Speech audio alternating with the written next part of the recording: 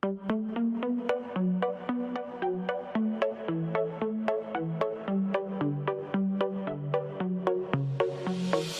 let you know before you try to go.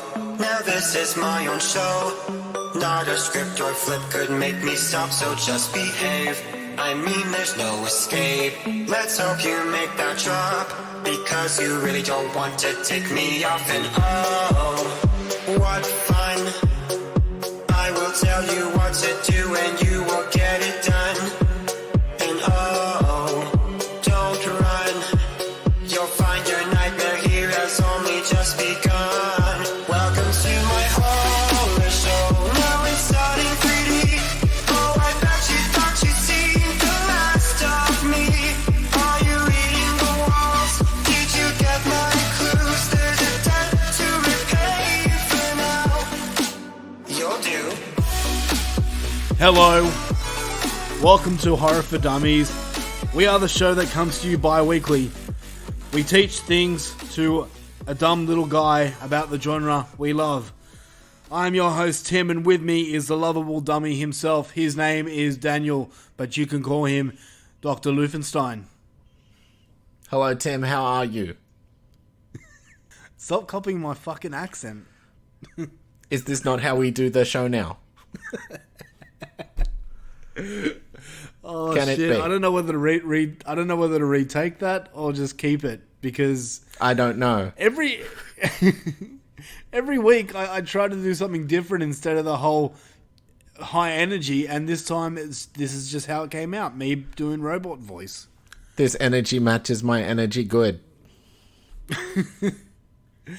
All right, let's bring high energy. Yeah. I will not drop the Welcome robot. to. Well, I'm going to. Welcome to Horror for Dummies. We are the show that comes to you bi-weekly that teaches a thing or two to the dumbest little guy about the genre we love. Once again, I'm your host, and with me is the lovable mushroom himself, Daniel Luffy. What is up, Loof man? Spaghetti tits. I think I've done that one, but I don't care. I like it. Okay, that's fine with me. Dude, how are you? Yes. Okay, we're in a bit of a drag here, I see. This show's starting off fucking great. Let's just get into it, man. We're talking about horror movies. Now, before we start, I have to address two things that happen in the world of the Horror for Dummies podcast. First thing, I want to congratulate and welcome our newest patron to the world of Horror for Dummies. All the way from Canada, we have Miss Heather Powell. Heather Powell from the Friday Nightmares podcast has become our latest patron, and that means the world to us. Thank you so much, Heather. You have joined the friendly creature tier, and we appreciate you so much. You have now gone beyond awesome in our books, but, I mean, you were already awesome to begin with. So, yeah. So, congratulations, Heather, on becoming the newest Patreon. Second bit of news, we have a new 5-star review on the Apple Podcasts iTunes thing. So this one comes in from the Day Fam. They say, Hey you, stop scrolling and read this. This right here is why podcasts exist. The reviews, the banter, the manic laughs, the heavy breathing it has. Who has the heavy breathing? I hope it's not me. The heavy breathing. It has what you want. It has what you need. If you like horror movies, this is where it's at. If you don't like horror movies, well, you're wrong. That's true. That's a good statement. They review the new. They review the old. They review our mum and your dad. Wow. Do we? You won't be disappointed, and if you are, well, did you know Tom Cruise does his own stunts? Fucking hell. If Olivia was here while I was reading this, he would be in absolute hysterics right now. Yeah, that joke is just non-stop. Balls of fun. Thank you so much, the Day Fam. They've given us a 5-star written review, and that means the world to us because it helps our visibility so much.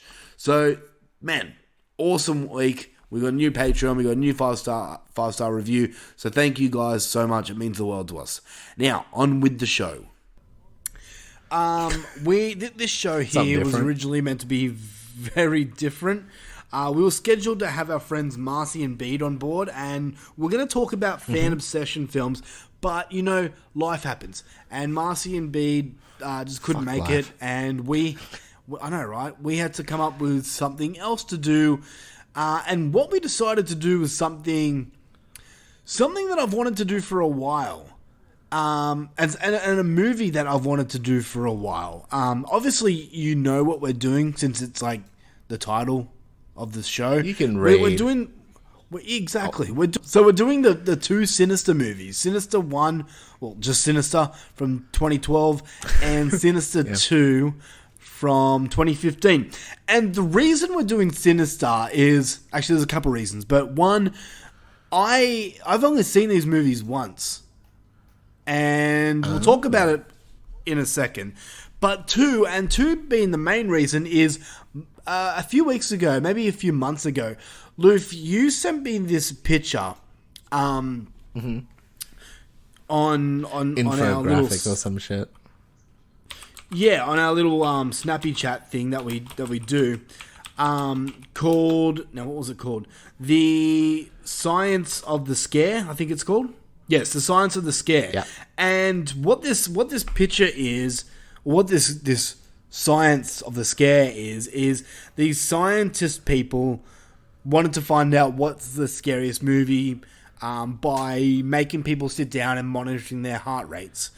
And I'll get more into this later, but what ended up happening was Sinister was declared as like the scariest movie due to this thing. And I'll post this picture on the Facebook group page, but we're going to basically confirm whether this thing is true or false by telling you our thoughts on the movie Sinister and its sequel, which should be interesting. I'm actually really keen to see what Luffy thought about Sinister, because I'm going to guess that you've never seen this movie before. No, I've seen it. Yes? Yep. Oh, You've seen Sinister? Yeah. Jeez, I didn't know there was a sequel.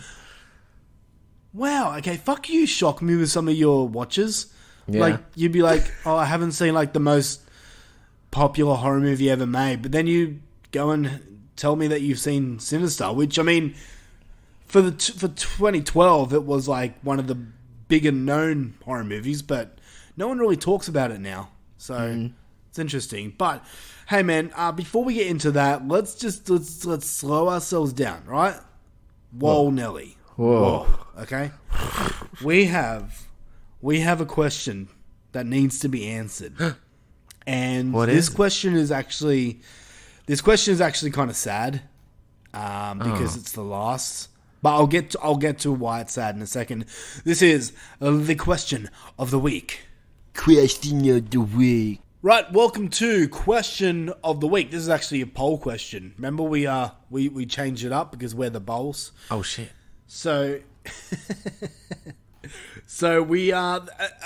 The reason this question is kind of sad to me is because the question is, whose side are you on, Team Kong or Team Godzilla?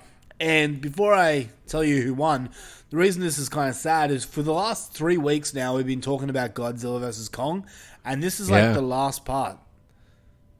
After this, there'll be no more Godzilla Kong from the Horror for Dummies team. Oh, well, maybe there'll be a little bit at the end of the year. Spoilers. Yeah, okay, that's true. But for right now, like, we won't really be discussing any... I know. Yeah. Sad. It was fun. I know, it was we've had a little... good... Yeah. It was a good few weeks, yeah. Yeah. And people now in the States, I've noticed, are able to finally see it. So, yeah. But anyway, the question was, whose side are you on? Team Kong or Team Godzilla? And Godzilla. The comments, before I tell you who won, is we have Zim Vader, our good friend Zim. He says, giant lizard dragon dinosaur thing versus a monkey. Godzilla, please. Okay, he's going Godzilla. Mitch Jago says, Godzilla can shoot lasers from her face. I'll get to that in a second. King Kong is monkey. I see no challenge for a radioactive dragon. Okay, Mitch, you said that you called Godzilla a her. which means that you're probably watching the 1999 Matthew Broderick Godzilla, which doesn't count because that's fucking horrible. And to all those people who are like, oh, Godzilla's a girl, it could be a girl.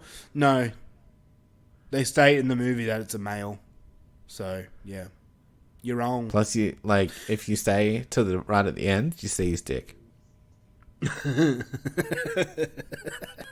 And then it shoots the radiation laser out of it. It's like a red rocket, except blue. Yeah. All right, so let's just tell you the votes. And wow, I'm actually shocked for the first time ever we've had a poll that no one added their own option in this one. What? It's only two options, and it's Godzilla and Kong. Yeah, no one added. And there's no Stone Cold on option. I think people take our horror stuff a lot more seriously. I think so. Maybe they do. There's no Wallace and Gromit. There's no Steve Austin. There's no just Scott Dent would win. No, just Kong versus Godzilla, plain and simple. Ugh. Yeah. Rubbish. So, with a vote of 17, we have Team Godzilla, which loses to Team Kong, which had a total of 20 votes. That was close. It was pretty close. It was. But people are more favoured to Team Kong. And I think I put two and two together. I think I know why. People fucking love an underdog story. People love an underdog story, man. Yeah. No dog in this. Monkey, lizard. Shut up. I honestly think that people think that King Kong was the underdog going into this match. And yeah. I mean, yeah. Yeah, but Godzilla can't use his thumbs. If it was a thumb war, this would be completely different. I mean, yeah, true. Yeah. That is a good point. But shut up. Anyway, let's talk about the question. We're actually going back to the question of the week for this time. And this question was brought to us by our beautiful mushroom man, Dr. Ruthenstein. Hey. Did you want to ask it or did you want me to? I don't care. Okay, well the question is, what one movie has literally made you piss your pants? What, in your opinion, is the scariest movie ever? And can you answer that? Can you give an answer to that, man? Oh, I actually don't know. Is there a one film that comes to your mind? I've got two straight up that come to my mind. Yeah? What are yours? Because okay. I'm struggling a little bit. I've got two different answers. One is a movie that affects me while I'm not watching the movie. You know, when I watch the movie, it's fine. But when it's when I'm in a certain environment that it fucks with me hard. And that movie, I'll give you one guess. Okay, man. Have a shot. What do you think? That one? Okay, no, not that movie. Oh, we'll get to that in a second. I don't know. Yeah, I don't know. What's that one? Jaws. Jaws. When watching Jaws, it's just pure entertainment fuel for me. I love that movie from start to finish. But when I go to the beach, and I do go often, I like to spearfish. As soon as I hit that water, it for some reason just always pops into the back of my head, that fucking theme. It honestly scares the shit out of me. Now, I know for a fact that the shark in Jaws doesn't act like real sharks. And if I'm being 100% honest with you, I would love to come face to face with a great white shark. Because I think they're fucking beautiful, beautiful creatures. And I'm just fascinated I got to get these sharks. in while I still can. But they'll probably just confuse with a boat or something. So you'd be alright. But thanks. You're doing good, but keep it up. That's all. I gotta get him in now. Otherwise, you're gonna be like, I think you're a dinghy or something. Maybe. See, what you're saying is you got to get these fat jokes in before I lose all the weight. Yeah, because I believe in you.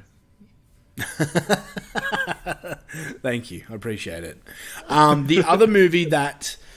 There have been movies that have frightened me. For example, this one's going to come as a shock, but Signs with Mel Gibson actually, that kind of scared me. There's a scene, the television reporter.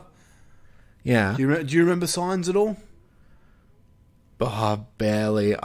Honestly, the only thing that comes to mind is like two bits, and like one is just when they're all sitting there in their tin hats, and because it makes me giggle, and then the other bit when they're trying to get under the door and like. Okay, we should do that movie, but no, there is one scene in Signs where let's do a Shyamalan episode. Hey, let's do a Shyamalan episode. Just all the gap ones. I mean, we could. I think we already did one though. Anyway, but the one movie that no, it was you and me. We did The Visit and something else. I can't remember now. Oh fuck, did we? I don't know. Man. We said a lot of movies. But no, the one movie that I'm thinking of that literally does scare me to this day when I watch it is The Grudge. It's like the OG one. No, like the American remake with Sarah Michelle Gellar. Oh shit! I can sit and watch the Japanese one fine.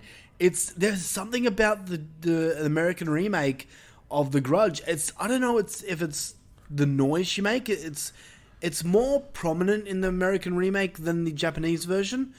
It fucks with me hard, man. Like that fucking noise just gets to me.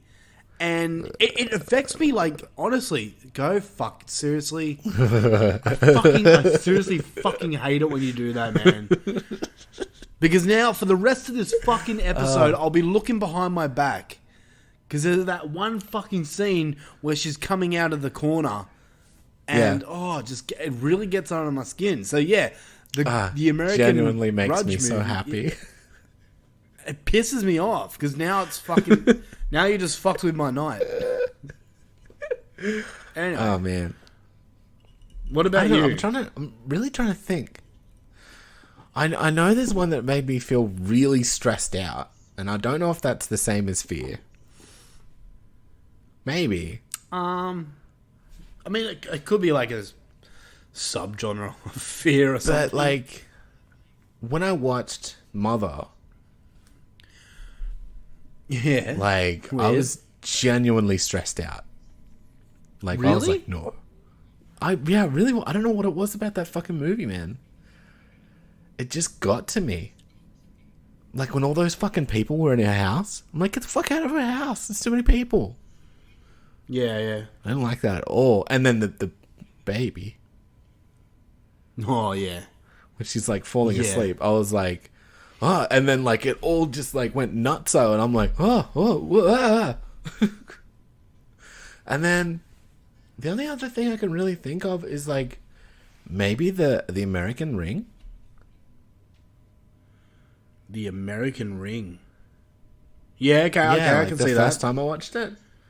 Yep. I think was back in high school with all my friends and shit, and I think it was I think it was genuinely scary. And the only other one I can think of is when I watched one of the Unfriendeds on my laptop in a dark room. Wow. And that was pretty good. I thought that was pretty good just because I was I think I was overtired when I was watching it too. Yeah. And so my brain just believed it more. Yeah, of course. All right, but fuck yeah. Yeah, I can't think of anything else that genuinely scared me. Maybe The Conjuring. It's a pretty good one. Okay, so those, yeah. But there wasn't a single one that you can say has absolutely fucked you up. Nah, nothing like that. Yeah, okay. I really don't think so.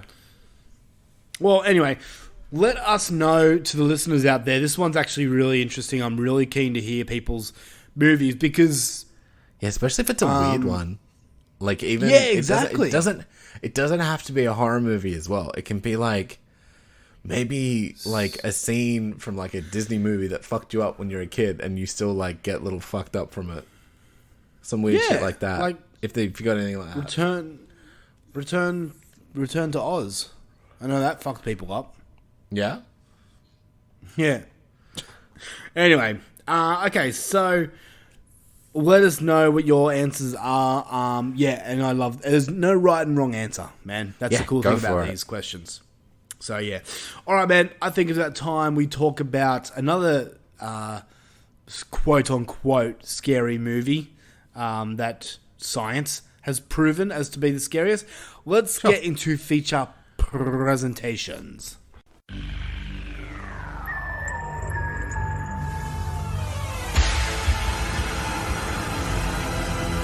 And now for our feature presentation. Welcome to feature presentation of this week's Horror for Dummies podcast. Before we jump into the movies, I want to talk to you about Bet Online. Is that? Sometimes I wish we had cool ads too on this podcast. All right, no, but seriously, let's talk about this goddamn science fucking thing that they did to find out what the scariest movie of all time is. And I'm looking at this thing. What they did is they put like heart monitors on all the audiences. Apparently, and I'm going to read it for you. Sure. Our team studied critics' lists and Reddit recommendations to curate 50 of the best horror films ever made before subjecting them to our test subjects. Watching each movie in 5.1 surround sound, our panel of 50 people consumed over 120 hours of the best horror movies, each fitted with a heart rate monitor to measure which movies got blood pumping the most to find the ultimate horror movie and crown the king of the Fright Night. Okay, before I continue, why wasn't I included on this panel? That would have been awesome. I wonder if they got paid. But let's talk about how they actually did. And they've got like they've got 35 movies here, like all in order. Did you want me to talk about all 35? Like just name them? And... Sure. I mean, they kind of narrowed it down to a top 20. And then like the other ones that didn't really make it with like a number specifically, The Grudge, The Witch, The Blair Witch Project, Alien, The Thing, Poltergeist, Annabelle, Friday the 13th, The Orphanage, Dark Skies. I've never really heard of Dark Skies. Wolf Creek, The Omen, The Shining, Get Out, and Audition. The Orphanage. The Orphanage. So yeah, what's Dark Skies? Dark Skies is a alien type of movie. It's not bad. Okay. I don't mind it. If you like, what are they called? Mr. Grey. But 20 to 11 we have, and I'm not going to go down by like the whole beats per minute and everything like that, but we have. Okay, but I will mention how they measured it anyway. So they got average. Sure. So they put heart rate monitors on, and then they got an average BPM before they watched the movie of everybody, and then they got an average for all the movies, and then there's like a difference percentage, and then they also measured the highest spike. So basically, they tested you before you watched the movie. They got your average after, like during the movie, and then like the difference between your resting and the movie is how they got their number. And then the spikes were for jump scares. That's right. So from 20 to 11 we have Scream, It. I wonder which It. I'm going to guess 2017. I'm assuming, the recent one. So Scream, It, Hush, The Exorcist, 28 Days Later, Texas Chainsaw Massacre, Halloween, A Nightmare on Elm Street, A Quiet Place, The Ring. So that's to 11. Mm-hmm. Before I jump into 10 to 1, we'll go biggest jump scares by heart rate. So Sure. with 122 beats per minute, we have The Descent. 129 was beats actually- per minute. I didn't like the claustrophobia in that. I didn't care much for the monsters. Like, I thought the monsters were okay, but the caving bit was scary. Yeah, okay, fair enough. 129 beats per minute, we have The Conjuring. 130 beats per minute, The Exorcist 3. And I know exactly what seen- scene they're talking about. I don't think I've you seen know the third The one. Exorcist 3? It's really Nah, I good. saw the first one. Okay. Yeah, well, okay, the first one's like iconic. Yeah. But if you want like a sequel to the first one, watch The Exorcist 3. Okay. Is too bad? Yeah. Okay. Yeah, it's very bad. With 131 beats per minute, we have Sinister, Oh. and then 133 beats per minute, which is the winner, is Insidious. So Insidious almost took this out, but It we'll was get close. to it. I So haven't seen Insidious. let's go. Oh, we should do those next. All right, we'll start from 10 to 1. We've got number 10, The Visit. Then we've got number 9, The Descent. Number 8, The Babadook. Number 7, fucking The just Conjuring 2. Number 6, It Follows. Number Oh, 5, yeah, that was a Paranormal scary one. Activity. I haven't seen that. It's fine. Wait, you never seen Paranormal Activity? No, none of them. What? Are you fucking serious? We've done this before. Wow, but yeah. okay. Jesus Christ, okay. Number 4, Hereditary. Number 3, The Conjuring. Number 2 was it.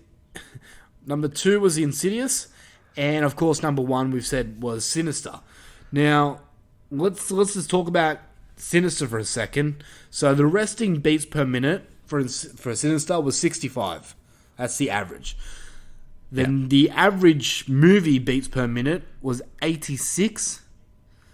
The difference was 32, which is So the on average, yeah. Like, it's the movie BPM minus the resting BPM. Yep. So to put in comparison, the difference in Sinister was 32, where number 2 was Insidious. The difference there was 20. Number 3, the difference there was 19. Number 4, the difference was 18, and so on and so forth. So it's really a cut above. Yeah.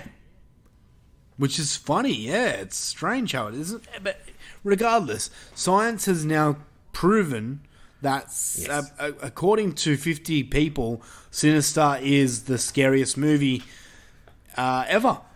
Pretty much. Not by opinion, just by science. Yeah. So let's talk about it. You and me both watched Sinister, not for the first time, which surprised me. I have seen this movie. You have seen this movie. Have you seen this more than once before this time, or? No, I think just the once. Okay. Did you remember much going in? Not about the actual movie. I remembered the dude. Like, with his, like, Jim Root looking mask. Not Jim Root, it's Mick Thompson. No, I thought it was more of a Jim Rudy, like, with the white and shit. Really? I got definite Mick Thompson. Anyway, it doesn't matter. I'm curious. I'm pretty sure I'm... Yeah. Well, I know which one I mean. But... Okay. Yeah, it's kind of like a combo of them. Like, if you took the shape of Mick's one and the kind of colors of Jim's one. Anyway, I remember that dude. I remembered it was Ethan Hawke, and I remembered there was children involved in some sort of way. Okay, so you kind of knew as much as I did. See, going in, I remembered a few scenes. I remembered the lawnmower scene. I remembered Bagul. And I remembered Ethan Hawke, but that was basically it. I didn't remember a whole lot. So going in, I was a little excited. Before we talk about our thoughts, let me just do the typical IMDb bullcrap. So, Sinister from 2012. Actually, before we do that, let's roll the trailer, man. New details today in the grisly murders of a local family found earlier this week. I didn't want to move here. We couldn't afford to live in the old house anymore. Plus, the new story I'm writing is here. Is the story a good one this time? I'm gonna write the best book that anybody's ever read. I got a really good feeling about this.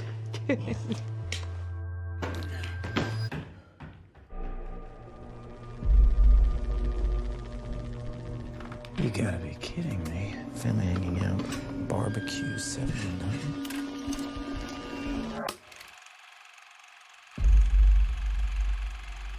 That's the family who lived here.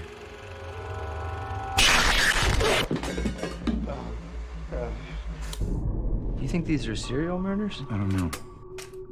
First one I found dates back to the 60s. The only link between all these cases is the symbol. The symbol is associated with a pagan deity named Bagul. He consumes the souls of human children.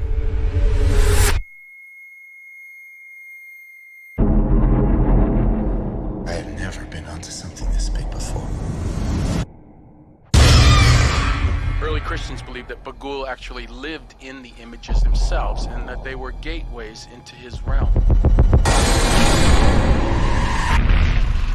Children exposed to the images were especially vulnerable to Bagul's abduction. Sweetheart, what are you doing? Painting. I wanted to paint her picture. Who are you talking about? Stephanie. She used to live here. Got her?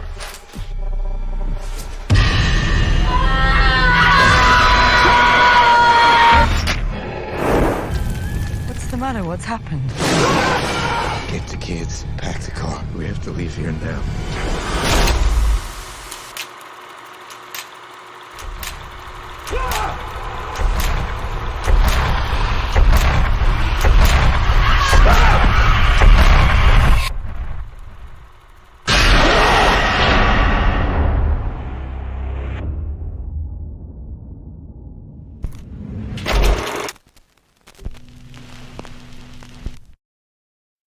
Sinister from 2012.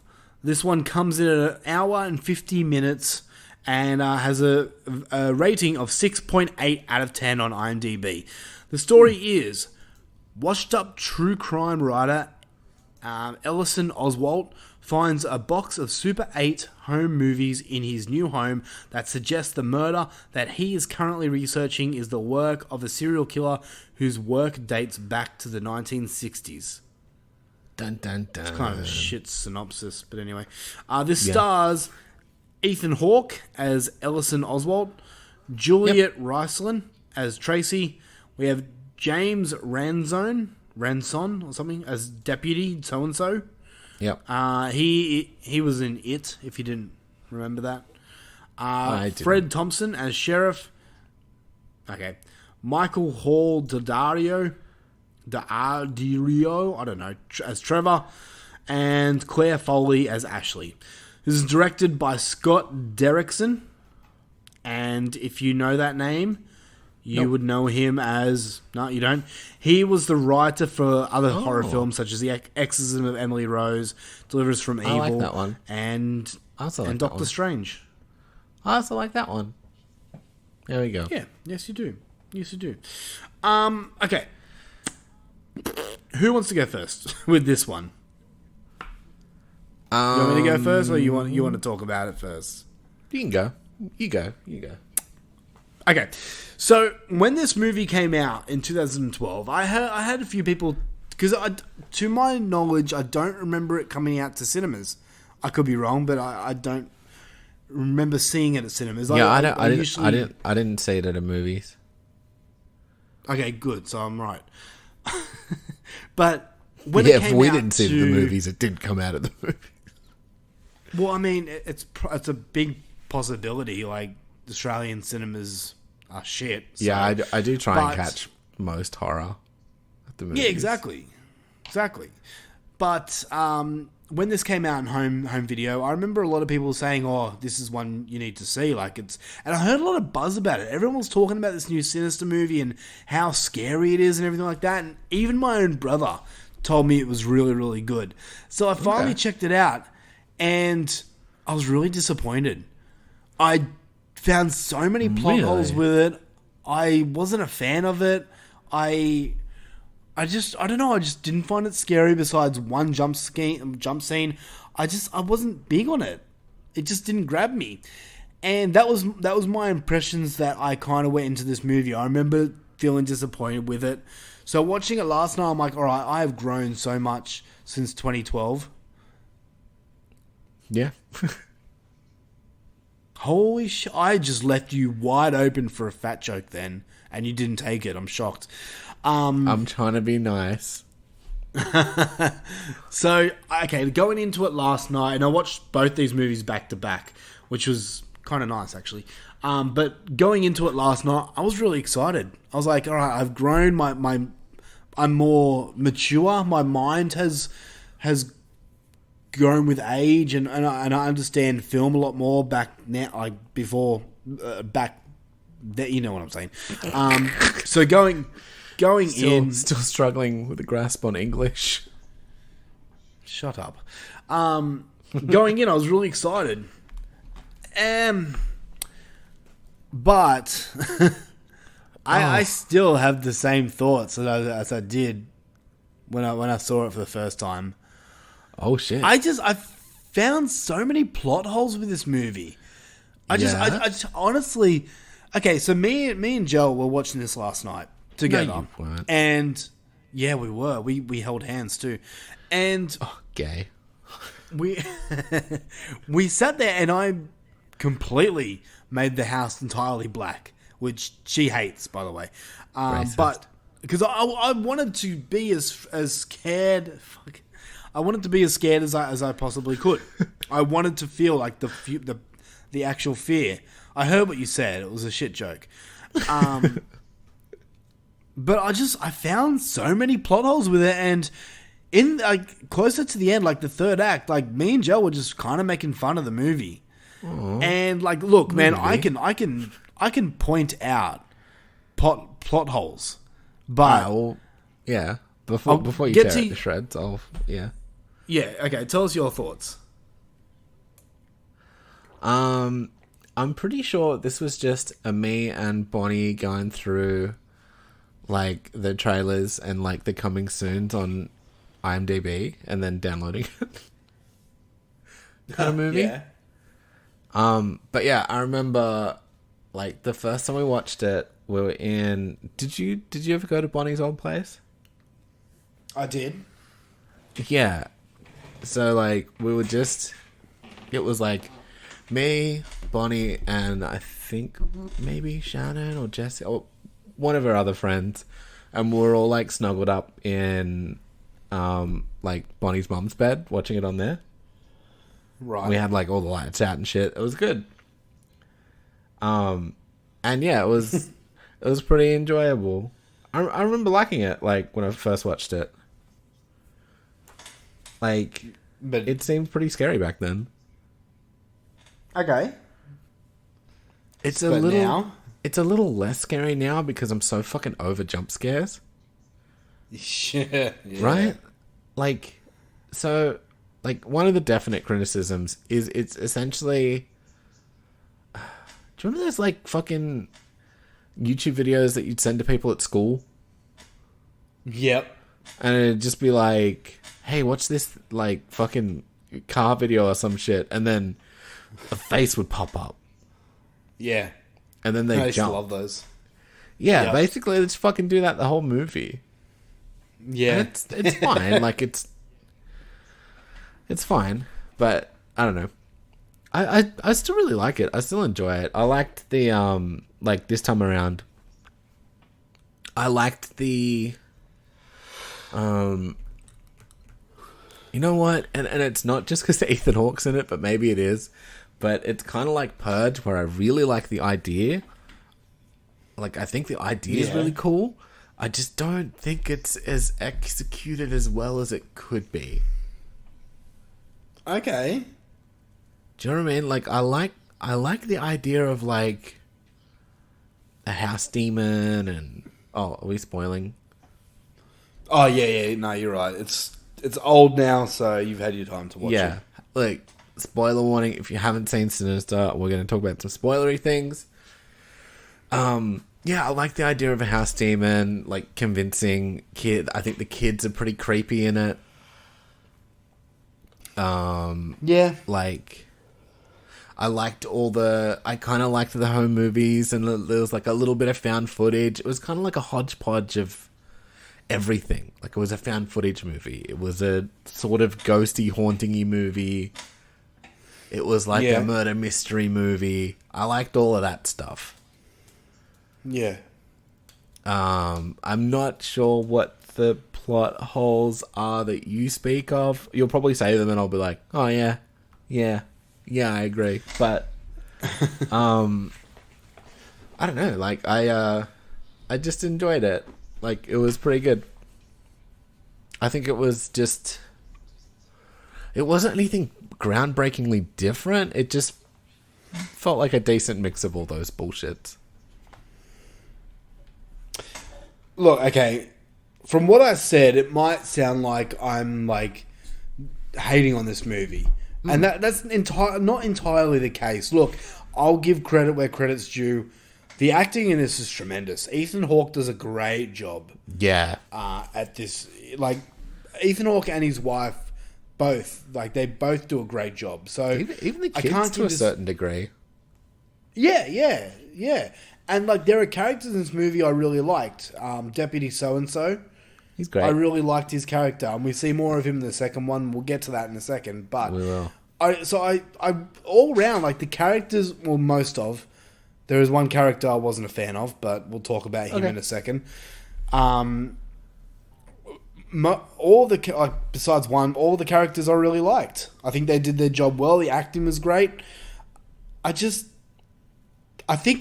you hit the nail on the head. This is this is an overused expression, but jump scare the movie. This is it. Yeah, like I think it was creepy enough without them. Yeah. Well, like, look, man, I watched this YouTube video last night on why is Sinister the scariest movie ever, and this dude went to the effort of, like, taking out the jump scares. Oh no! Editing the movie himself, and he took out the jump scares, and he said, apparently, I didn't watch the whole video, but apparently it made the movie scarier. Yeah, I can see that. Like, scarier in tone. See, my theory is why it's so high on the list is because it fucking doesn't stop with the fucking jump scares. Yeah. Like, every time they try and do a creepy, they're like, blah, blah. Yeah, it's all this noise. And I'll admit, man, there was one time where that jump scare got me, and I knew it was coming. It was the lawnmower scene. What's the lawnmower scene? Where they've got, like, it's just this shot of this lawnmower just driving on grass, and then next thing, like, there's a body. And it just pops up? And it's just this, it's just this musical cue, and it got me, like I didn't jump out of my seat and do triple backflips or anything, but yeah, it made me, like, shudder. Oh, speaking of shudder, they're good. Continue. They are. You should become do another Shudder movie subscriber. Soon. Yeah. Of Shudder? I'm not talking about you. I'm talking about the listeners. They should sponsor us. Oh, listeners? Yeah, they should. Anyway, but if you don't have enough money for Shudder, we also have something you can subscribe. Yeah, Greasy Strangler's on there now. On Shudder? Yeah. Oh shit! Need to watch that movie again. Hell yeah! All right, sorry. What did you? Yeah. What did you think about the actual videos? Like the, what are they called? You know what I'm getting at. Like the found footagey part. The home. Yeah, the home. The home movies. The home movies. Yeah. I liked them. I thought they were good. Yep. I liked some of the directy stuff that they did with like I really liked the shot where it was like reflected the throat slitting in his glasses. Yes, yeah. Like that I was thought a that really was good like scene. mwah, beautiful. Like because it lessened the violent impact, but you still got to see it. Like so you know they still did it. You know, it wasn't like a complete cutaway. I thought it was great. Agree, yep. And then you get to see him like acting through watching it. I'm like, great, beautiful, what a good shot. There's lots of little cool, like that's the most prominent one I can think of. But there are good, interesting shots. It's not a boring movie to look at. No. Can I ask lots you a of question, visually man? interesting stuff going on. Yeah. And this is something that I remember my first time watching having a problem with. Was this movie too dark for you? It did get a little. To me, it got to the point that it was so dark that like I couldn't see what was happening. And nothing pisses me off more, man, when a movie's too dark. Yeah, because it's a movie. You want to see shit. Exactly. Actually, this movie does two things that I fucking hate in horror movies, and we'll get to the other thing later. But yeah, okay. Being too dark, and sorry, man, in my opinion, this movie was very dark. For a big portion of it. Yeah, I can see that, especially with like all the outside scenes and stuff. Yeah, pretty dark. Especially when you're trying to look for the face, and sometimes it's hard to see. It wasn't even that. It was just anyway. watching the characters. It was watching the characters move around the house and stuff like that. Like there was some scenes where you couldn't see anything, not even a silhouette, and it's like, what are you even filming? Yeah. And like, okay, I didn't watch this on 4K Blu-ray or anything, but it was on one of the streaming services here. I don't think they have it on 4K in Australia. Probably not. No. So yeah, just it being so dark was really just bothering me. You know, I'm gonna go ahead and just point out my plot holes for this movie. Is that all right? Yeah, please do. Yeah. All right, and please tell me if I'm wrong. Tell me if I'm just being too much of a prick for this movie.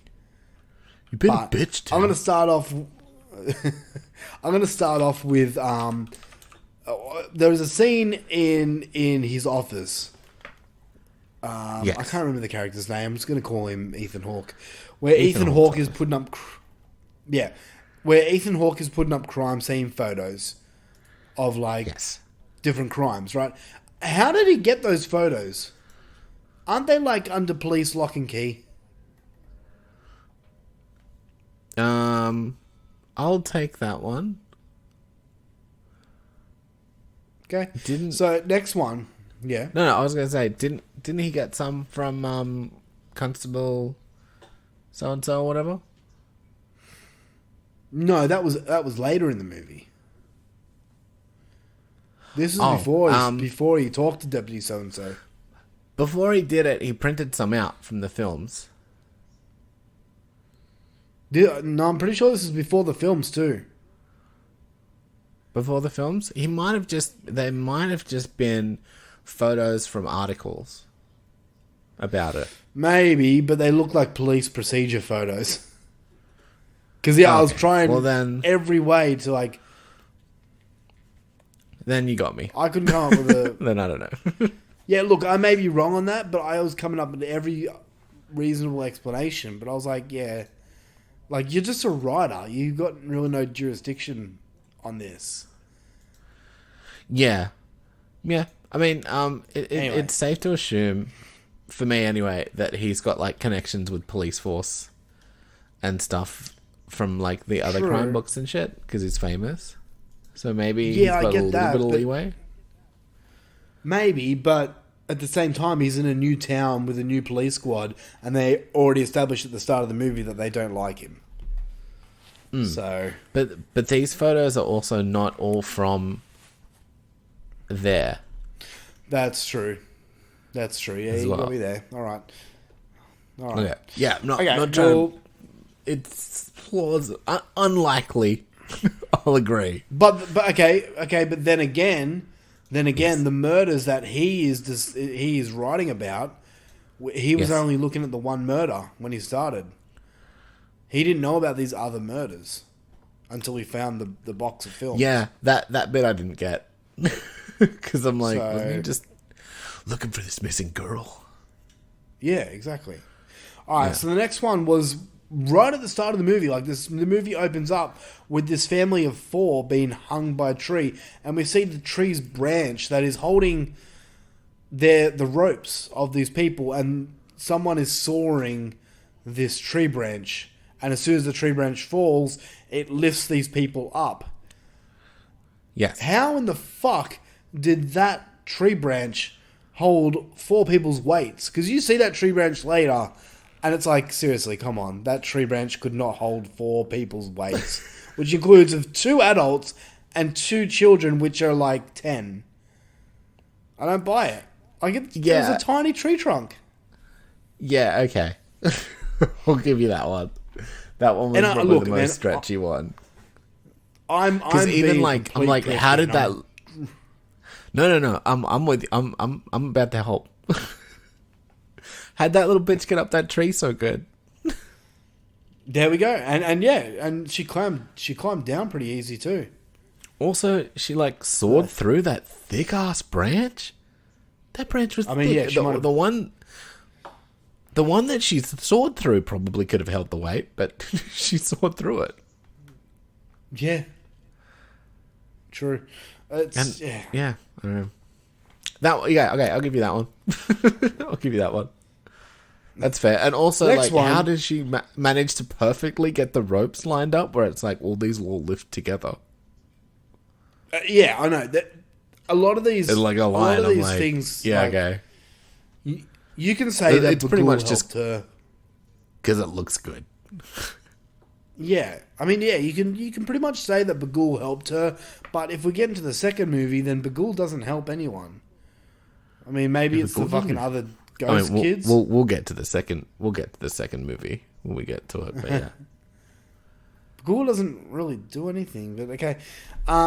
Next one is okay. So he gets to a point where Ethan Hawke's been watching these films, these home movies, and he gets to a point where I don't remember which film it is, but he realizes, fuck, this is like really bad. Maybe I should call the authorities and let them know that I'm watching bad stuff. So They he explain calls the police. What? Yeah. I was going to say, they explain that bit. What do you mean? Well, he calls the police to tell them, but then he looks at his books, Yeah. like, and he's like, but I really, like, this, if, like, because at that point no, he thinks I it's like understand. a Yeah. Yeah, I get that. No, I get that. But Oh, okay. Sorry, I didn't mean to cut you off. yeah, no, I understand why he hangs up. But okay, he kind of fucked himself in the ass because okay, let's say that he hangs up and he writes his book and it becomes a #1 bestseller, right? Mm-hmm. One, he hangs up without saying anything. Wouldn't they call you back? I don't know. Yeah, I don't know. Maybe. I'm pretty sure I know cops here in Australia, if you hang up on them, they will call you back. Because, you know, they don't know what's happening. You could be being murdered or something. Or they trace your call and come to your house. Cops in America might be different. But, okay, #2. If he hung up the phone like he did, wrote his book, obviously he's going to write about these short movies in some way, shape or form. When his book comes out, people are going to read it. Aren't they going to know that, like, hey, hang on, where these films that he's talking about, he's going to get found out. They're going to find out that he has this box of real life murders. Isn't he going to be in trouble with the police? That, hey, you had these films, you should have reported these to us. Yeah, I don't know how it all fucking works over there, man.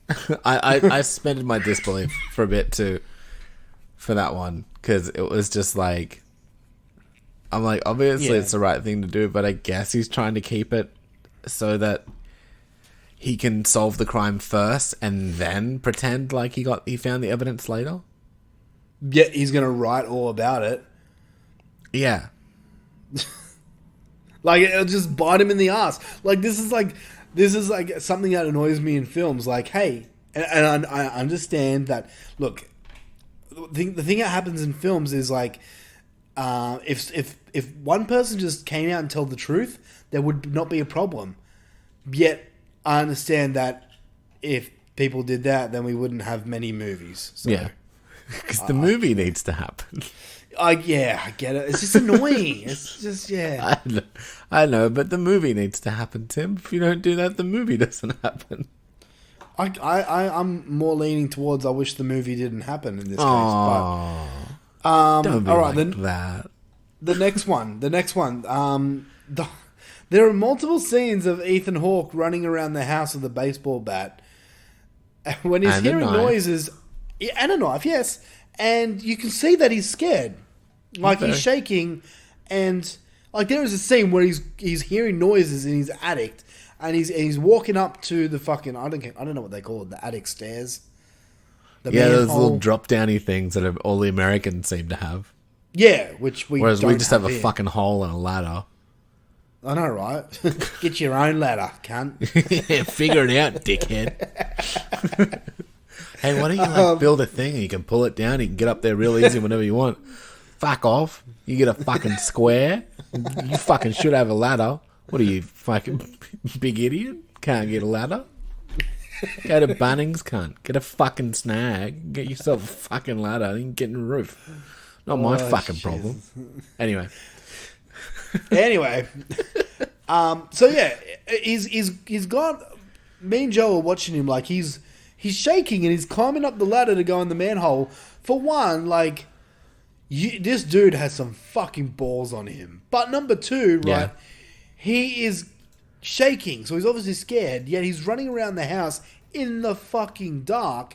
Turn on the fucking lights, and before you say, well, the power is out. No, the power is out later in the movie. The first time it happens, the power is not out. He just decides to walk around the house in the pitch black darkness. Dude, if I'm hearing something in my house, I'm walking around the house, and this has happened before. Joel's woken me up in the middle of the night saying I'm hearing noises. I've gone out. Do you know what the first thing I do? I turn on the fucking lights. It fucking pisses me off. And I get it. You know what would be scarier? What? Instead of like being creeped out in the darkness, actually have the light on and then something fucking twist. Like, you know what'd be cool? If he woke up and he was in darkness, right? Then he turned the light on and then there was something behind him that quickly scurried away. That'd be scary. Giant cockroach or something. Mate, yeah, exactly. Something like that. Like a big dog or something like that. Big dog? But no. Alright, let's talk about my next fucking... Oh, I have a theory. Biggest...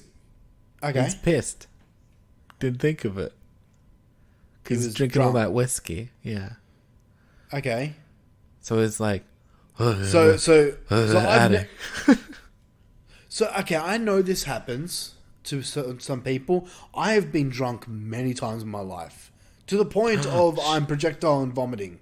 But I've never been that drunk where I forget to turn a light on.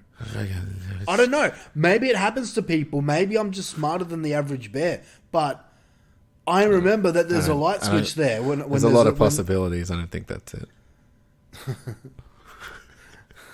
Hey, boo boo.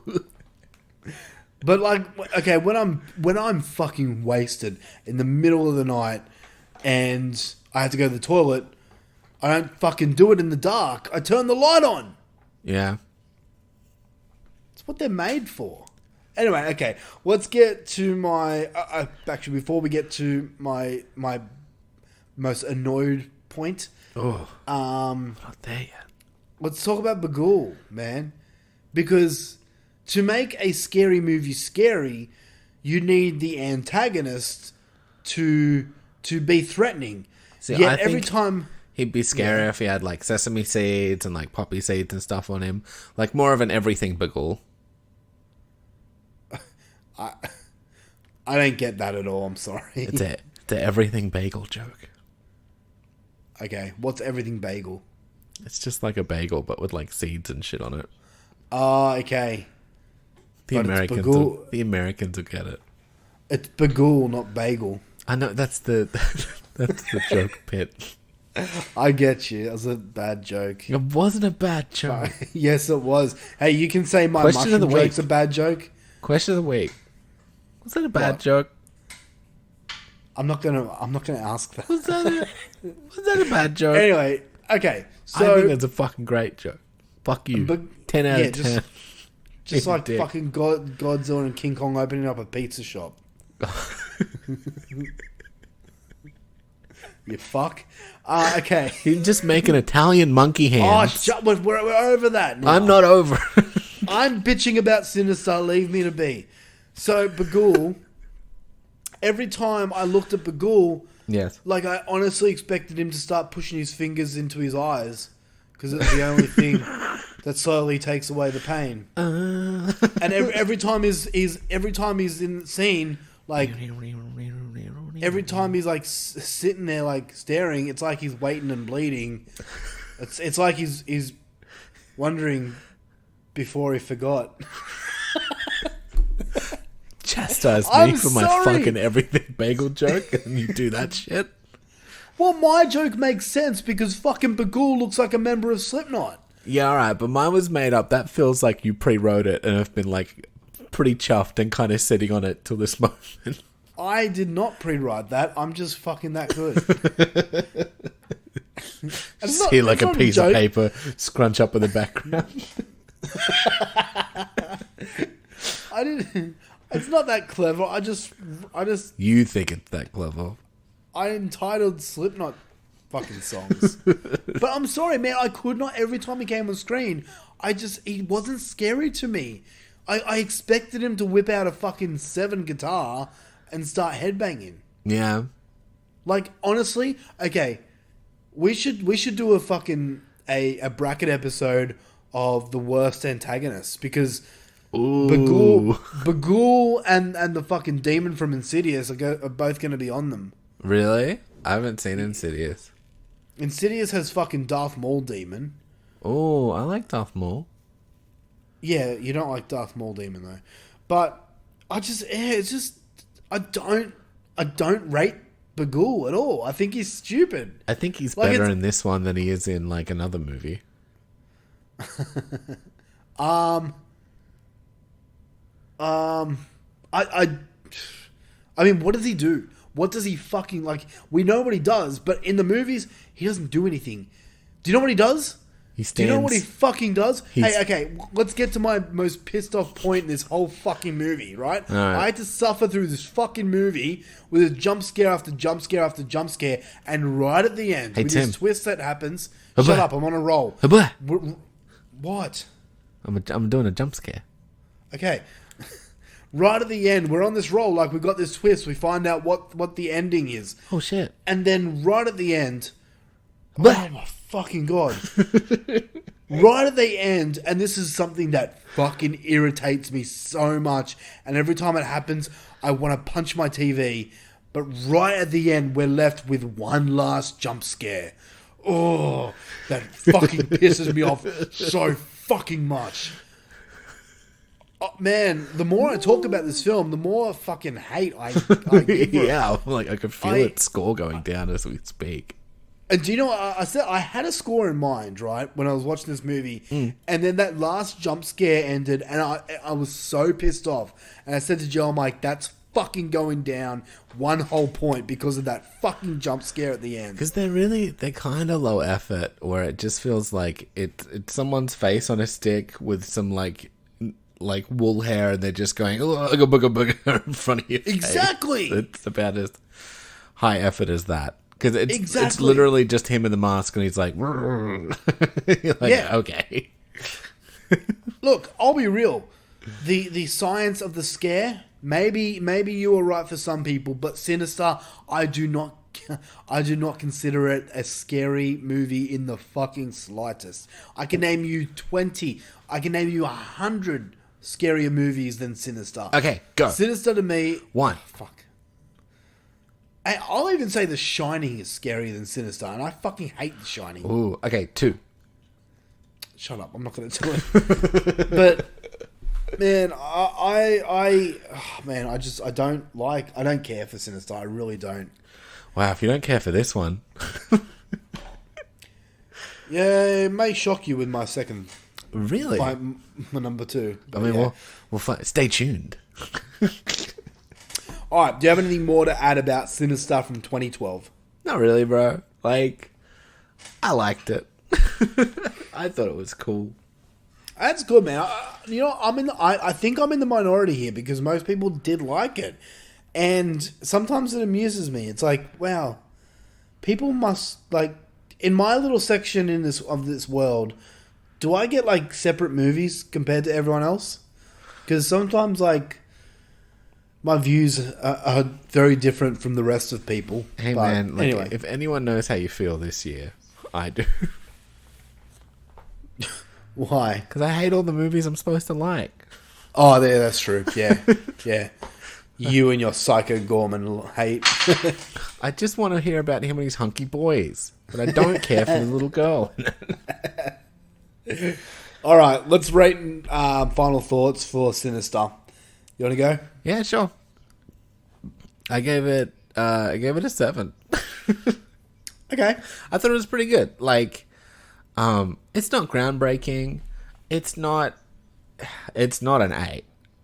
But I thought it was just a little bit better. Like it's a weak 7. Yeah. Yeah. Like it's like a 7.1 or a 7 flat. Do you know what I mean? Like it's around there. That's because I think, okay, here's my deal. Really good cast. Everyone acted their butt off. I don't mind the look of Slipknot. I mean, what's his actual name? Bagul. Yeah, or Mr. Boogity. He's okay. Like, I mean, mostly what he does is he's just kind of around. Yeah. Like a bagel. And then some of the shots were really cool. I think the story was sort of interesting. For me, I like, again, not executed as well as I wanted it to be. But I like the kind of core idea. Like, it's sort of like It Follows, but instead of STDs, it's house. Yeah.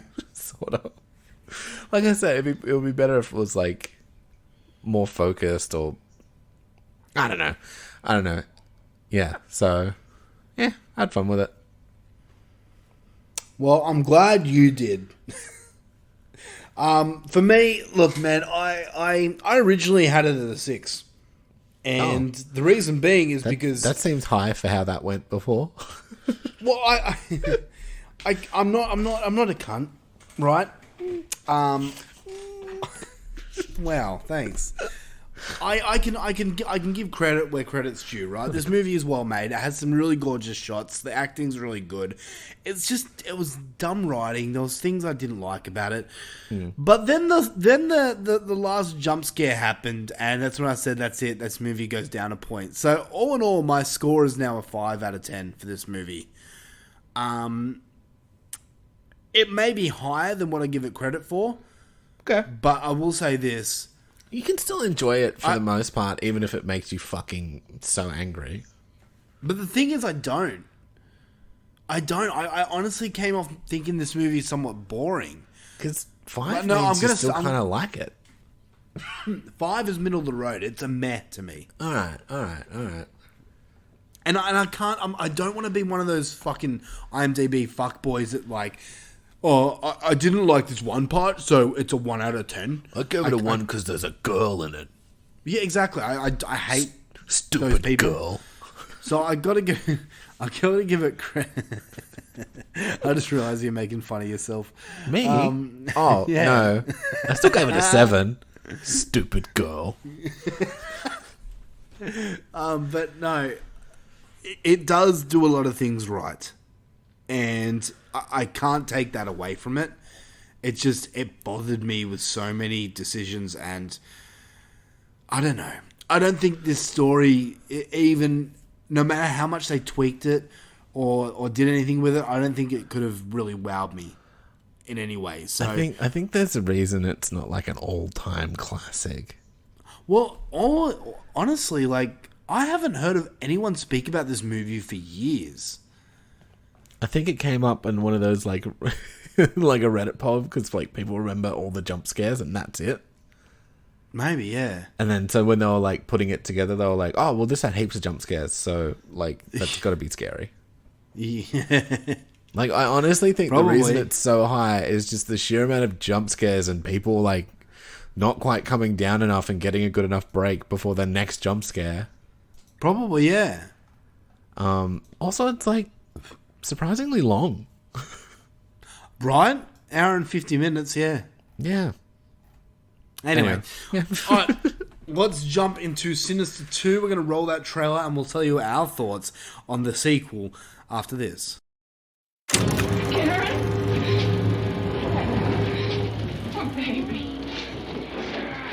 let's get ready for bed.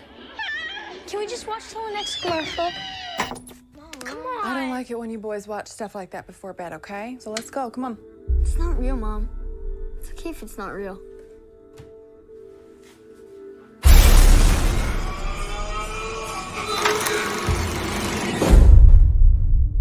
Do you believe in evil?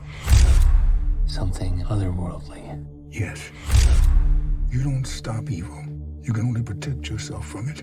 I'm worried about Dylan. Why? He's just different. I have something to show you. There are references to Bagul across all cultures. Some believe that it fed off of the corruption of innocence. Children, have you ever met the bogeyman before? No, of course you haven't, for you're much too good, I'm sure. Hush, hush, bogeyman. There are always three things in common. There's a murdered family, a house, and some form of offering. What is she saying? It's coordinates to where?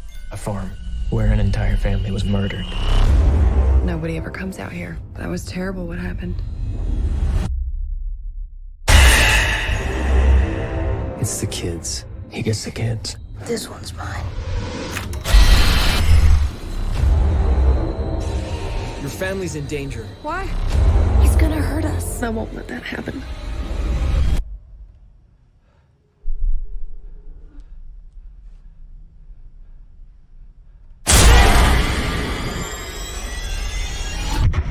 Hush, hush, hush.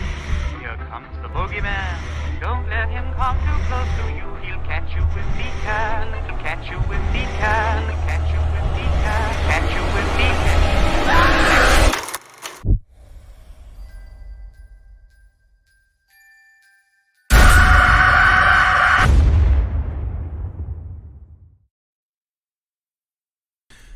Sinister 2 from 2015. This one comes... Too Furious.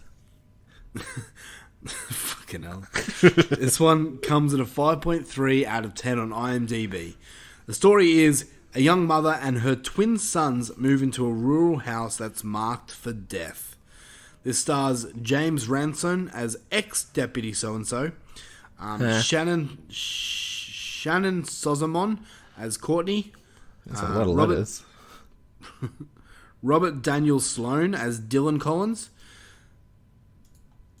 D'Artagnan. there we go, D'Artagnan Sloan as Zach Collins. Then we have Fucking name. Leah Coco. Why does everyone have to have a fucking long stupid name? Why can't it just be not something normal? Like Yeah, Steve. Leah Coco as Clint Collins, Tate Ellington as Dr. Zoidberg, John Beasley as Father Rodriguez. Do you want more? And then all the fucking kids in it. Yeah. Yeah. There you go. Who's it directed by? It is directed by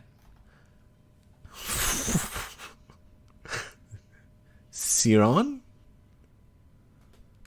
Yeah. Foy. Yes. Why every fucking movie we review, why is it always the hardest names? God, and it's not even a foreign movie. Ciron? Ciron? I don't know. See what Sinister has done to me? Now I'm just a cranky cunt. Sounds like you're the sinister one. Okay, so my first thoughts, I saw this once again back when it came out, and I honestly didn't remember anything about this movie going into it this time. I remembered some scenes from it, but I really didn't do much of the story. Fuck off. Sorry, I just What? looked up how to pronounce it. You know what it is? It's a stupid fucking Irish name. It's Kieran. The director? Yep. Oh, Christ. It's Kieran. Fuck you, Ireland. Kieran Foy. Okay. Anyway, so my thoughts on Sinister 2 now, after watching it last night. Yep. But kind of the same with the first Sinister, but I don't know. I think because all my anger radiated towards the first one, I didn't hate this one as much. You were madly in anger with it? Dink, dink, dink, dink, dink. I didn't love it, but this had more of Deputy so-and-so, and I really liked his character. He was good. I really did. He just felt really believable. He felt really down to earth. He felt like someone that you could just talk to, you know? You need a friend, buddy. I do. The problem with this film for me is I was more intrigued with the romance side of this movie than the horror side. Yeah, okay. I honestly couldn't care about the ghosts and the demons. I wanted this woman to escape her fuckwit of a husband. Mm-hmm. So I was watching this movie for something completely different than what it was made for. You know? You're like, get out of here with your fucking Slipknot ass. Like the parts where Bagul and the kids were, I was like, yeah, okay. To be honest, in the fucking pie chart of this movie, like, Bagul is like that fucking shitty sliver that nobody wants. Like, he's not in it. Like, he's barely there. Yeah, that's true. That's true. Like, it's all about the ghost kids. Yeah. What I did like about it is that they went a different direction, you know? Instead of coming from the adult's perspective, they came in from the children's perspective. Gross. Of how they're how they're persuaded into Bagul's world. So I did like how they went in that route. I just didn't think it was executed as nearly as well as it should have been. So funny. And the big thing about, like, obviously the big key point to the first movie was these films, the tapes that he's found. Mm-hmm. Where in this one, it honestly felt like they just needed to bring these films back. Because, like, that was the big selling point. That was, like, the Jason Voorhees of the Friday the 13th franchise. You know, it's not Bagul, it's these tapes. Everyone remembers these tapes. Yet, they didn't know how to bring them back. Where, like, in this one, like, they were there, but they didn't need to be. Like, what was the reason these kids were showing the other kids these tapes? Was there a reason? Like, there might have been a little bit, but realistically, was there? It seemed to me like the whole kind of linchpin of that storyline is the movies, the tapes. Exactly, but, like, why did these kids need to see the tapes? Because I don't know. learn. Exactly. Because Bagul wants him to, or so they say. And then because he's got to learn how to movie, and they're all showing off their movies like it's some little shit film festival. So, okay, yeah, right. But then, okay, we got the whole side story of these two brothers, right? Yep. And the nice brother who's been what's the word? Abused? No, like made to be this new ghost dude, right? Oh. And he's the chosen one and all that stuff. But and then they just do a massive turn, and they spent so much time being like, "Well, you're not the chosen one," and then like, "But he is, but he is dumb." But then they just turn it around. They're like, "You're here. You're where we want you to be." Yeah. Then, oh my god! And then they just decide to go with the other brother. It's like, what? What is happening right now? This is a fucking mess. Yeah, I did not like the brothers storyline because it seemed like they were having fun at the shop at the grocery store. Yeah. I was like, oh, they're getting along, brothers and shit. They're doing play fights and shit, but whatever. And then he's like, I'm gonna kill you. I'm like, okay. Oh yeah, and he's calling his mum a cunt and everything. It's like, whoa. I genuinely giggled. Joe was seething at that point. He was like, cunt. I'm like, oh. What did you think about this one? I thought it was farts. So all the stuff that you said that you liked, yep, I didn't like that. You didn't like the relationship parts? No, the relationship part was fun, but how it came at it from a different angle and shit, I thought was worse. But I also very much liked Sinister One. I thought his angle was interesting, and I thought the kids being there was creepy.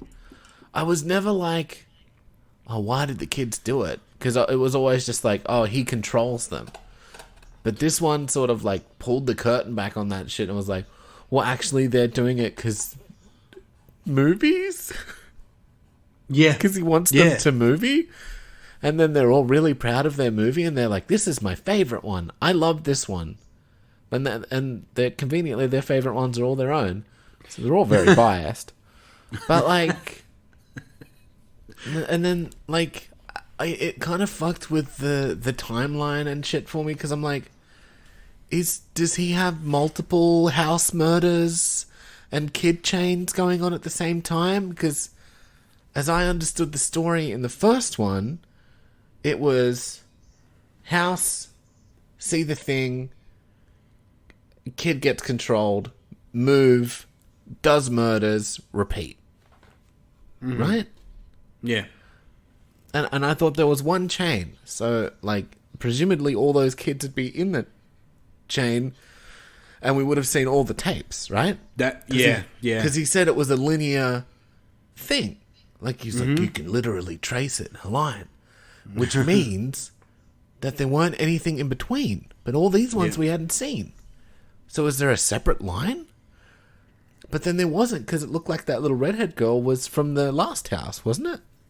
Yeah. And that's where he was tracing it from. Yeah. So it was the same line, but then they added more things to the line, which doesn't make any sense. Yeah. Like, I was just like, what? And then... I don't know. I don't care about these stupid kids. At all. I thought they were dumb. Like... I agree. And also, like, again with the hanging from the tree thing, how'd they do the alligator one? Yeah. Yeah, exactly. Did he, like, carry them up there and drop them down from the alligators? Like, how'd that work? Like... And this one didn't have as many jump scares, which was good. But it just wasn't as scary just in general. Like... And even with the romance thing, they didn't really... It was really shallow. Like it kind of just, I wanted more from it. I wanted some sort of relationship developed. But it was just like, and she was just like, oh, I'm just going to go with the husband now. I mean, she didn't really have a choice, so. Not really, but I don't know. It just, there was a lot going on for how little actually went on. Yeah. Does that make, like, everything in the background seemed really complicated, and everything that was actually happening wasn't even that much. I don't know. This was like very much for me like, hey, let's take the sort of core concept of the movie and then mess with it until it doesn't really make sense anymore. Yeah. And like, especially the ending where he just like fucking, he's like, oh, now I have taken him, I guess. Like he takes him and he just makes him into ash. Well, I think that I assumed the rule is if you don't make your video, he just kills you straight away. Got to make that movie, bro. Yeah. Why though? The best I can think of is that he likes them. Yeah, I don't know. That's all I've got. I don't know, but yeah, he's not even. He's barely in it until that bit where it's like he shows up and he's like, "Oh, I'm gonna touch you," and then he fucking nothing. Yeah, I'm like, okay, and then they burn the house down, but that doesn't work. I don't know. Well, that's actually a question that me and Joe had. With like, if you burn the house down, does that work? But I guess not. Yeah, I guess not either. Like, I was so confused. I was like, because look, as plot holey and shit as the first one was, like how Bagul worked was pretty simple. Yeah, like it was like he forces the kids to murder him, and they don't look like they're normal. They look like they're entranced. Yeah. Like, they don't, like, jump out and be a kid and be like, haha, kill my parents, outie. You know, like... Yeah. It was, very much like they were under some sort of spell, and then he takes them and feeds on them on something. Mm-hmm. Yeah, exactly. Like, I don't know. There seems to be some reason he's doing it. And for this one, it's like, so he can have his own mini academy and give them little awards and shit, maybe? Mm-hmm. I don't know. Bagul's just like, I fucking love movies. If everyone could just fucking make movies, that'd be the best. You know what the best kind of movies is? The movies where you kill your family. That's my favorite movie. You like my Bagul? Why is Bagul British? I don't know. I don't even know if he was British, but he isn't. But I mean, yeah, you're right. This like I don't know. I don't know. Maybe I was really tired last night, but I didn't write down any plot holes this one. But I feel this one has more than the first one. I think so. Officer So-and-so is like, fine. He's great. I like him. Yeah. Mum's just trying to do her best. Also, is she squatting Mum's in that house? That's what I was led to believe. Is she allowed to be there? I don't think so. How'd they get all the stuff in? Also, like, didn't the murders happen in the church? Is it like a property thing now? I don't understand. Like, I know that one was in the backyard, but it's still like on the property. But that one was in a whole different structure. I thought it was like part of the. I don't know. Yeah, that is strange. Also, who's got a church next door with nothing else around? Maybe a pastor? Maybe. I don't know. I don't know. I haven't really got much. The murder tapes in this one seemed like they were trying to be a little bit more creative, but came off really like it didn't feel as real. It was more like they were trying to go with the more in the torture porn department. Yeah, but whereas like I felt with the original Sinister, it was like they were kind of cool, creative ones, but they were really kind of down to earth. Yeah. Like, they felt more real. Like, I could see a kid, you know, like, dragging a fucking, one of their parents' bodies and strapping it to a beach chair and pulling it into the fucking thing. A kid could do that, you know? Yeah. Like, whereas I can't see them... they wouldn't be able to do that tree thing. That tree thing's a bit of a stretch. Yeah. But they definitely wouldn't be able to do the alligator thing. And, like, he put them on crosses or something? Yeah. It's like, we see how he does it. Like, he uses his dad's car or whatever, but it's like, still... It's pretty and elaborate. Yeah. It's really showy. Whereas the other one just seemed like they had to kill him. And to be honest, man, like...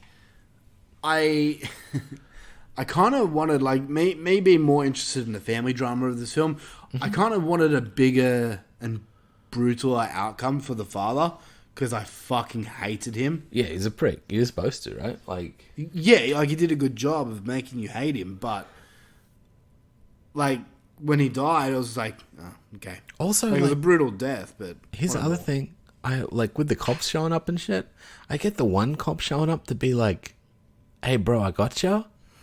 But, like, there was a bunch of them. And they were all like, yeah, bro, we got you. Yeah. I was like, yeah? I'm like, fucking, like, how does... I don't know, man. This movie was dumb. Yeah. Would you ever watch it again, though? This one? No, and I'm mad because I paid for it. Oh, how much? $15. Wow. Yeah. Fuck, you bought it. Yeah. Sorry. That's okay. All right, well, don't be sorry. That's why we have a Patreon. So give me money so I don't have to keep buying these fucking stupid movies out of my own money. That's right. So give a final thought and score out of 10. Sure. Look, I did rag shit on it, but there were some bits that were enjoyable. Like I said, it was just like a super watered down version of the first one. Yeah. Like, it didn't... Like, the first one I give it a 7 to. This one I'm going to give a 5. Like, it was fine. Wow.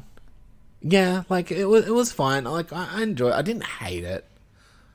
But, yeah, like, you know, it's just what happens when you start talking about it. And you're like, and this, and then this thing. Yeah. Like, you know... It was nothing special. It was a very sequel-y sequel. Like, where it was just worse in every way.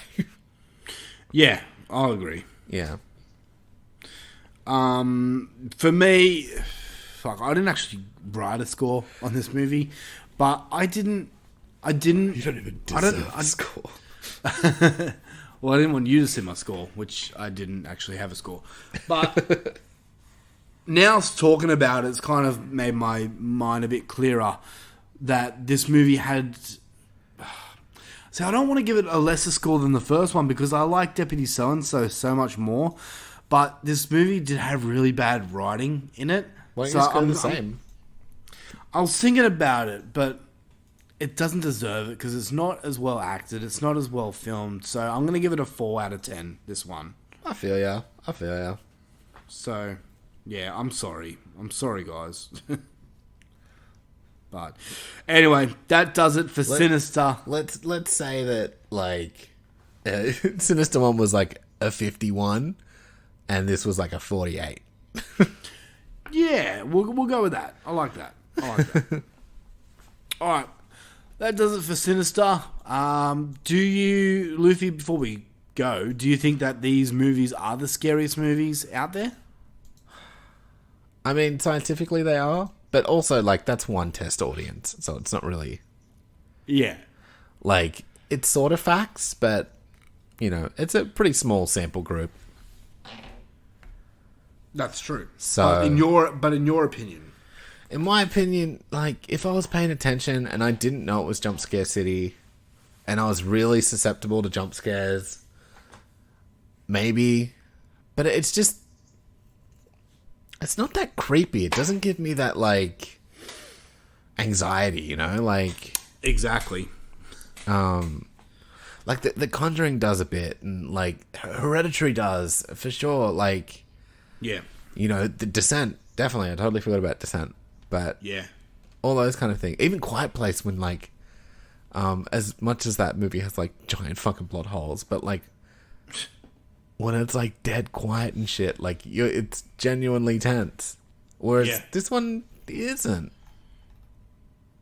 Like, for me. So I don't think it deserves the title of ultimate horror movie. As far as scares goes, I think it is the ultimate horror movie scientifically in the cheapest way possible. Yeah, agreed. All right, well, this concludes the Horror for Dummies podcast for this week. We would like to thank each and every one of you for joining us. We are proud members of the Padded Room Podcast Network and can be found there, as well as Podbean, Spotify, iHeartRadio, Stitcher, TuneIn, Google Podcasts, and many, many more. If you would like to help this show grow, the best way to do it is giving us a 5-star written review on Apple Podcasts or share our show on social media. Do it. We can be found on Facebook, Instagram, and Letterboxd under Horror for Dummies, and we would love to hear from us. We would love to hear from I wrote that wrong. You? We would love to Us would love to hear from you. That's what I was trying to say, yeah, whatever. Please let us know your thoughts on the show. If you'd like to support the show like a champion, then you can join our Patreon page. We have lots of bonus content on there and fun stuff that will be coming on board, so go check it out. I'll be doing soon my second ever horror porno episode. Oh. Which shit, I gotta find what that is. Which will be Friday the 13th porno. Ooh, how does that work? How's that show go? I literally talk. Go and listen to the Nightmare on Elm Street one that I did. I put clips of the movies on there, and I basically. Well, you weren't on it, so. I was in the background. I yuck. I recap what happened in the show, like scene by scene. Nice. In very graphic detail. Oh, that sounds fun. It's fun. It's a lot of work. Anyway, okay. But yeah, if you want to hear that, then join Patreon. Yeah. Only if you can, though. Oh, and YouTube, man. We have YouTube videos out now. I've got 2 at the moment. I've just finished my 3rd, and that will be coming up probably next week, which is like a haunted hotel spoof parody But yeah, keep an eye out for that. And check it out. Subscribe, like, comment, all that shit. Do it. And let us know you're listening and watching, because we need it. Anyway, hey. But anyone who did listen, we love you, and we hope you have an amazing whatever, and that nice things happen to you. Yeah, and happy Easter. And happy Easter. I hope you'll completely fuck your faces with chocolate. Yeah, this one's gonna be tough, man. Yeah.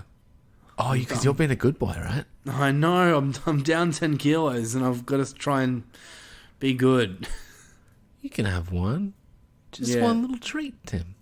No, I can't. Anyway, we'll be back in the next bi-weekly with another episode of Horror for Dummies. Until then, stay classy, stay awesome, stay you, stay yourself. Yeah, be you. Do you. Yeah.